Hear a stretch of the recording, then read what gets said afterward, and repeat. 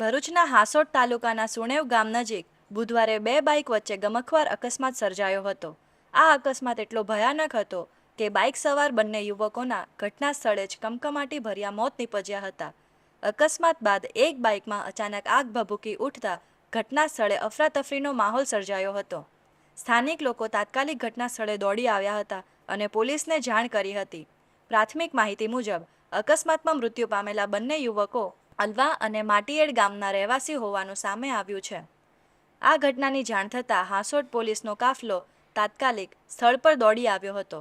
પોલીસે મૃતદેહોને કબજે લઈ પોસ્ટમોર્ટમ માટે મોકલી આપ્યા છે અને અકસ્માતનું ચોક્કસ કારણ જાણવા માટે તપાસ હાથ ધરી છે. બીજી તરફ ભરૂચના આમોદ તાલુકામાં દિલ્હી મુંબઈ એક્સપ્રેસ વે પર દોરા ગામ નજીક હોટેલ જગદીશ પાસે એક કરુણ અકસ્માત સર્જાયો હતો. આ અકસ્માતમાં 25 વર્ષીય ટ્રક ડ્રાઈવરનું દુઃખદ મોત નીપજ્યું છે. એક જ ટ્રકના બે ડ્રાઈવરો મુસાફરી દરમિયાન રોકાયા હતા. તે દરમિયાન એક ડ્રાઈવર ટ્રકની નીચે આરામ કરી રહ્યો હતો ત્યારે સાથી ડ્રાઈવરે અજાણતા ટ્રક આગળ ચલાવી દીધી હતી, જેના કારણે ટ્રકનું ટાયર નીચે સૂતેલા ડ્રાઈવર પર ફરી વળ્યું. ગંભીર ઈજાઓને કારણે તેનું ઘટના સ્થળે જ મોત નીપજ્યું હતું. ઘટનાની જાણ થતાં આમોદ પોલીસ તાત્કાલિક સ્થળ પર પહોંચી હતી. પોલીસે મૃતદેહને પોસ્ટમોર્ટમ માટે ખસેડી અકસ્માત અંગે તપાસ શરૂ કરી છે. અન્ય એક બનાવ આમોદ નજીક દિલ્હી મુંબઈ એક્સપ્રેસ વે પર ગમખ્વાર માર્ગ અકસ્માત સર્જાયો હતો.